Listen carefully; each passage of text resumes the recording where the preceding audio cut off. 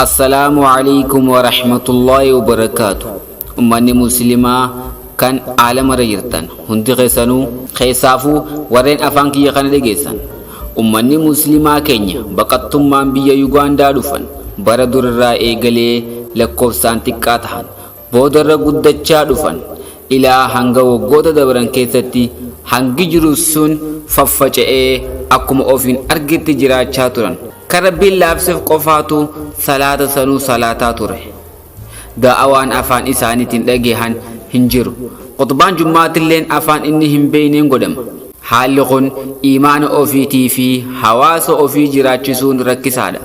Haaluma kanaan hawaasni keenya firii lamaan sanuu akka itti afaan isaaniitiin baratee itti wal barsiisu wal mari'achuu eegalan.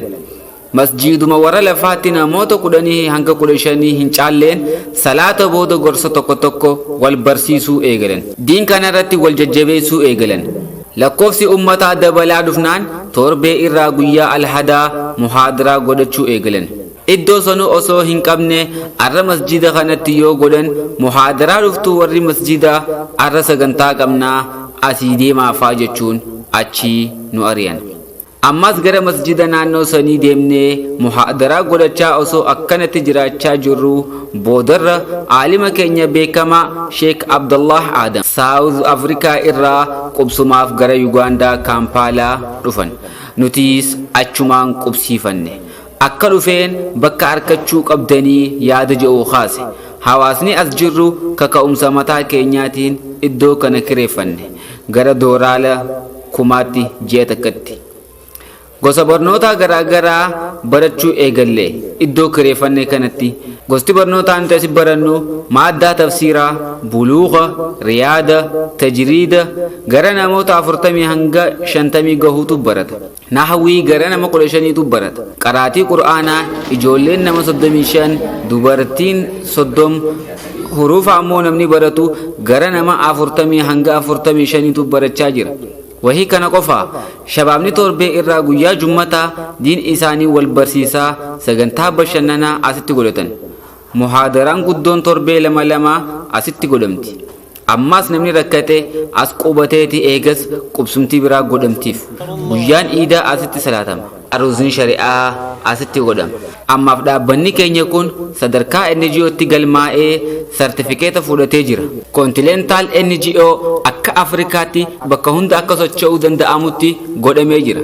Kaayyoon dhaabbata keenya kanaa namoota harka qalleeyyii gargaaruu, daa'immanii fi dubartoota gargaaruu, warra amantaa Islaamaa seenan qubsiisuu fi amantaa Musliimaa barsiisuu fi kan kana fakkaatan faadha. Silaa kaayyoon keenya kana.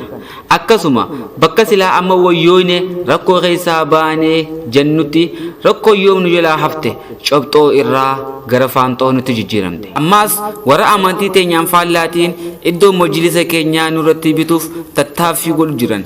Gaafi nuti silaa daa'ilee teenya gurguddoo jiila Sheek Amin Ibroofaa yaammannee asitti silaa gaggeeffannee muhaadaraa tanaan bitanne jennee yaannutti warreen dachee tana bitachuudhaaf yaalii godhu jiran mootummaa bira dhaquudhaan gareen tun shororkeessitoota jechuun sagantaa teenya nu harkaa balleessa. Nutis xiiqii saniin hayyee nu harkaa hin baatu insha Allah jechuun rabbii gaditti hawaasa keenya kan kalimaa laa ilaaha illallah waliin nu qabdeen akka maddii ilmii kun asii nurraa hin gogne. Akka darsiin teenya karatti nurraa hin cinne nu dirmadhaa nu cinaa dhaabbadhaa isinin jenna.